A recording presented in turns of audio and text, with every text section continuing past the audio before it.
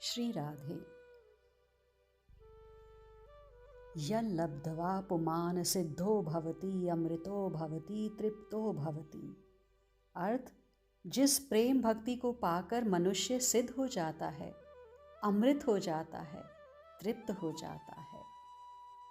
देव ऋषि श्री नारद जी द्वारा रचित भक्ति सूत्र का यह चौथा सूत्र है। प्रथम सूत्र में देव ऋषि ने अब भक्ति की ही व्याख्या करूंगा ये प्रतिज्ञा की। दूसरे सूत्र में भक्ति के रूप का वर्णन किया जो परम प्रेम रूपा है, और तीसरे सूत्र में स्वरूप का वर्णन करते हुए कहा कि वो अमृत स्वरूपा है।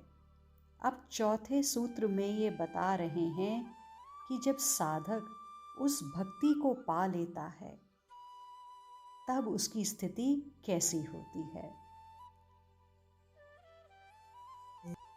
सिद्ध होना क्या है?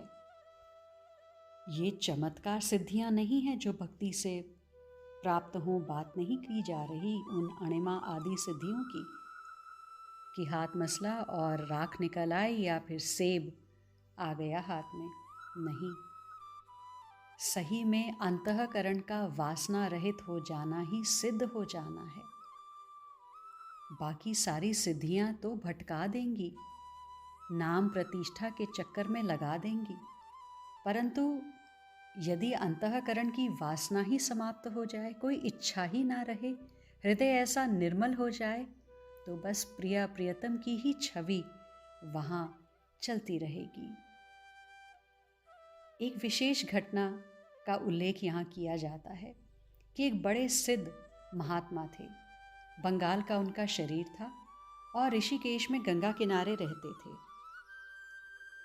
वे वहीं सोते थे और बस रात भर उठ उठकर अज्ञात से बातें करते थे। कभी झगड़ते, कभी क्रोधित होकर पत्थर मारते। तो बाकी वहाँ पर जो साधु होते पूछते कि आप क्या करते हैं, ये रात्रि में इतने उद्विग्न क्यों हो जाते हैं? तब वे बोले, कभी सिद्धि को प्रदर्शन की वस्तु मत बनाना। भक्ति करोगे उसकी तो सिद्धियां आएंगी ही आएंगी, लेकिन उसे प्रदर्शन की वस्तु मत बनाना। वे साधारण महात्मा नहीं थे। बड़े महंत लोग, मठाधीश उनके पास आते थे और ये महात्मा उनका समाधान देते। और ऐसे महात्मा रात्रि में रोते हैं और कहते हैं सिद्धियों का प्रदर्शन मत करना। तब उन्होंने समझाया कि देखो, भक्त बनो, भक्ति करो, नाम जपो, भजन करो, खूब भगवान नाम लो, सिद्धि आएगी, पर सिद्धि के चक्कर में कभी मत पड़ना। और सिद्धि तुम्हें मिल भी जाए तो उसे भुनाना मत, नहीं तो सिद्ध लोक में भेज दिए जाओगे, वहाँ ही रहोगे और फिर अपने प्रिया प्रियतम के लिए तड़फते रहोगे और प्रिया प्रियतम नहीं मिलेंगे। जैसे बच्चा लॉलीपॉप पकड़ लेता है तो फिर उसे माँ नहीं मिलती। लॉलीपॉप के लालच में, झांसे में वह माँ की गोद से उतार दिया जाता है। ऐसे ही प्रिया प्रियतम लॉलीपॉप देते हैं भक्त को, ये सिद्धियां देकर। और जो इन सिद्धियों के प्रदर्शन में लग गया वो राह से भटक गया। ये समझना है सिद्धि क्या है, असल सिद्धि क्या है जो भक्ति से प्राप्त होती है। वो है अंतःकरण से कामना का समाप्त हो जाना।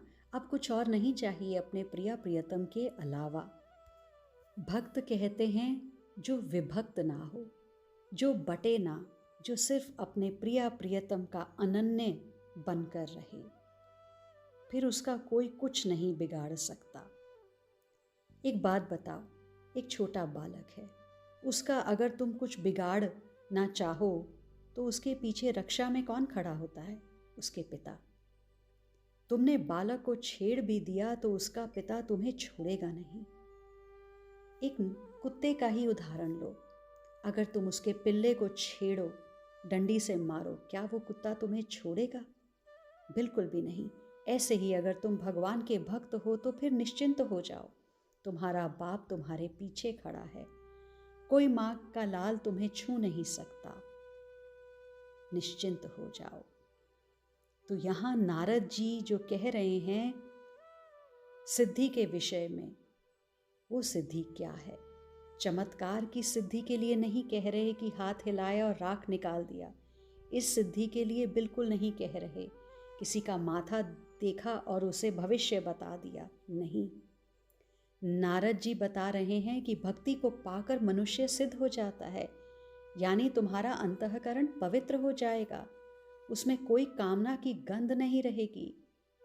और सिद्धि तो सच में यही है कि हमारे समस्त संकल्प प्रिया प्रियतम की ओर ही मुड़ जाएं। हम जो करें वो अपने प्रिया प्रियतम की प्रसन्नता के लिए करें। सिद्ध हो जाता है जो भक्ति को पा लेता है। सिद्ध ही नहीं होता, अमृतो भवति, यानी अमर हो जाता है और तृप्त हो जाता है, फिर उसे और कुछ नहीं चाहिए। देखिए ना, भक्त लोग अमर ही तो हो जाते हैं। श्रीमद् भागवतम में जितने भी भक्तों का उल्लेख है वे सब अमर हैं। सदियों से, युगों युगों से उनकी भक्ति को हम गा रहे हैं, उनके भगवत भाव को हम गा रहे हैं। श्री वृंदावन में एक महात्मा हुए, श्री राधा वल्लभ संप्रदाय के श्री हरिराम जी व्यास। एक बार यमुना किनारे बैठकर बोल रहे थे कि कबीर दास जी ने रस की चर्चा नहीं की, इतना कुछ बोला बताया, तो क्या निकुंज रस तक उनका प्रवेश नहीं था? कहा जाता है कि बस इतना बोलते ही उनके हृदय में जो सहज जोड़ी प्रकट थी युगल सरकार की, वो अंतर्ध्यान हो गई। घबराए हुए हरिराम व्यास जी और कहने लगे, ये क्या हुआ? तभी आकाश मार्ग से कबीर दास जी पधारे और आकर बोले, हमें जितनी आज्ञा मिली थी हमने वही कार्य किया है। अरे साहेब की आज्ञा बिना हम सांस भी ले सकते हैं क्या? इतना कहकर कबीर दास जी अंतर्ध्यान हो गए। भक्त अमर हैं, भक्त मरता नहीं है, वो तब तक है जब तक भगवान है, और भगवान तो अमर हैं। भगवान का एक नाम अमृत भी है। शून्य मरे अजपा मरे, अनदहू मारी जाए, पर राम सनेही ना मरे, कहे कबीर समझाए। सब मर जाते हैं पर राम का स्नेही नहीं मरता, वो अमृत रूप हो जाता है। आहा, अमर हो जाता है वो भक्त जो भगवान नाम लेता है। तृप्तो भवति, वो तृप्त हो जाता है। तृप्ति भक्ति से ही मिलती है जीव को। ज्ञान तृप्ति नहीं दे पाता, शून्य हो गए बस। उसके बाद क्या? हम ब्रह्म हो गए। अब क्या? पर ध्यान देने वाली बात यह है कि भक्त की तृप्ति क्या है। प्रियतम के लिए बिलखना ही तृप्ति है। यहाँ वैसी तृप्ति नहीं है कि अब कुछ नहीं, इसके आगे कुछ नहीं, नहीं, यहाँ तो रोना ही तृप्ति है। अपने प्रियतम के लिए तड़पना ही तृप्ति है। अद्भुत इस प्रेम मार्ग में प्यास ही तृप्ति है। आप दर्शन कर रहे हैं श्री बांके बिहारी लाल के, आप और दर्शन चाहते हैं, यही तृप्ति है। भक्त की कोमलता ही सिद्धि है, अमृतत्व ही मधुरता है, और प्यास ही तृप्ति है। प्यारी जू को रूप मानो, प्यास ही को रूप है। आज के लिए इतना ही, शेष आगे। श्री राधा।